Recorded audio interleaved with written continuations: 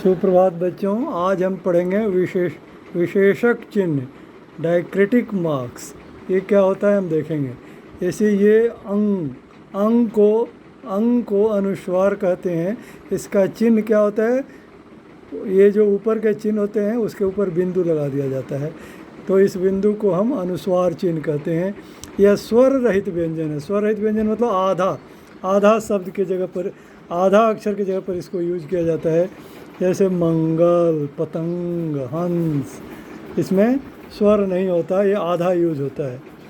जैसे अंगा के जगह पर भी ये बिंदु यूज इस्तेमाल होता है। जैसे अंक, पंख, पंख, रंग, कंघा, ऐसा करके। वैसे ही यहाँ के जगह पर भी जब ये स्वर रहित होगा, आधा होगा, जैसे आधा अक्षर है ना यहाँ, तो इसके जगह पर हम न यूज करेंगे। जैसे चंचल, पंछी, मंजन, झंझट। न के जगह पर भी हम आधा वर्ड के, जैसे ये आधा न है, आधा न, तो आधा न के जगह पर घंटा, ठंडा, डंडा, इस तरह से। न के जगह पर भी आधा न है ना, तो परंतु। तो ये पॉइंट, ये आधा ना हम ज़्यादा यूज नहीं करते, पॉइंट ही यूज करते हैं। ये भी यूज कर सकते हैं, पर इसमें आपको ये देखना है कि न के बाद कौन सा अक्षर इस्तेमाल हुआ है। अगर न के बाद त इस्तेमाल हुआ है तो ये पॉइंट ही हमको देना चाहिए। क्यों? क्योंकि ये जो उसी के वर्ग का है। ता, था, दा, धा, ना, एक ही ग्रुप में आता है। वैसे ही अना है, ये ट और से लेके अना तक एक ही ग्रुप में आता है, इसलिए तब तो हमको पॉइंट ही यूज करना चाहिए। अंगा, और ये है क, तो क, ख, ग, घ, ङ एक ही ग्रुप का। तो अगर सेम ग्रुप का अक्षर इसके बाद आ रहा है तो हमको पक्का पॉइंट ही यूज करना चाहिए। ये ध्यान रखने वाली बात है। तो ये बात इसमें कही गई है, ऐसे करके ध्यान रखने वाली बात है। अब एक दूसरा है अंग। उसमें क्या था, ये अंग सिर्फ एक पॉइंट था, यहाँ सिर्फ एक पॉइंट था अंग, लेकिन यहाँ पर चंद्र बिंदु है, एक चांद जैसा लगा के उसके ऊपर बिंदु है, तो इसको वो अनुस्वार था, ये अनुनासिक है। अनुनासिक, चंद्र बिंदु को अनुनासिक कहते हैं। जैसे चांद, आँख, हंसा। जैसे हंस हंस रहा है, तो ये यहाँ न यूज होता है, यहाँ क्लियरली न यूज होता है, और यहाँ नाक से हाँ बोला जाता है, इसलिए इसको अनुनासिक कहा जाता है। नासिक मतलब नाक से बोला जाने वाला। तो ये है हंस और ये है हंस, नाक का यूज किया जाएगा।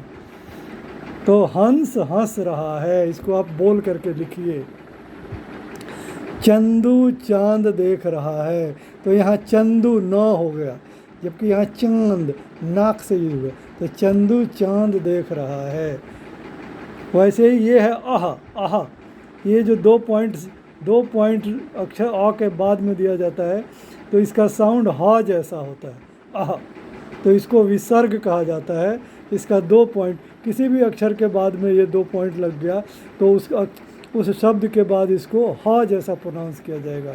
जैसे प्रातः, अतः, पुनः, नमः, फलतः, 2 पॉइंट से हा का प्रोनाउंसिएशन आता है, तो उसको हम विसर्ग कहते हैं। और एक आता है हल चिन्ह।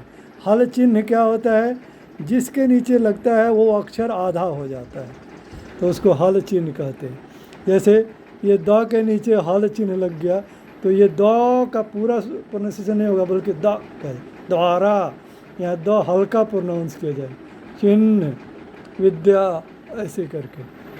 तो ये हुआ हल चिन्ह। तो हमने 4 चीज़ें इसमें सीखी हैं, अनुस्वार, अनुनासिक, विसर्ग और हल चिन्ह। इन चारों को कहा जाता है विशेषक चिन्ह। और विसर्ग को बोलते समय ह की आवाज़ आती है। इसका वर्कशीट नंबर 6 हमने कर दिया है इधर। इसमें कहाँ पर अनुस्वार लगेगा और कहाँ पर अनुनासिक लगेगा और कहाँ पर अनुस्वार लगेगा, ये हमको पढ़ना है। जैसे यहाँ पर ये अनुस्वार लगा है, डंडा, गंगा, झंडा, चंचल, बंदर, और इधर लगेगा अनुनासिक, चांद, गांव, आंगन, आँख, आंसू, नाक से बोलने वाला तो यहाँ अनुनासिक हो गया। इधर विसर्ग यूज किया गया है, पुनः, अतः, फलतः, प्रातः, दो दो बार लिखना है इसको। पिक्चर को देख के नाम लिखना है, पंख, चांद, घंटा, कुंजी, मंदिर, तितली, ऐसे करके। तो और यहाँ पर क्या है, ऊपर के अक्षरों को ही दो दो बार बोल करके इनको लिखना है, तीन तीन बार लिखना है। विद्या, विद्यालय, विद्वान, चिन्ह, लट्टू, पाठ, ये हल चिन्ह का यूज करके यहाँ पर लिखना है। Okay, thank you.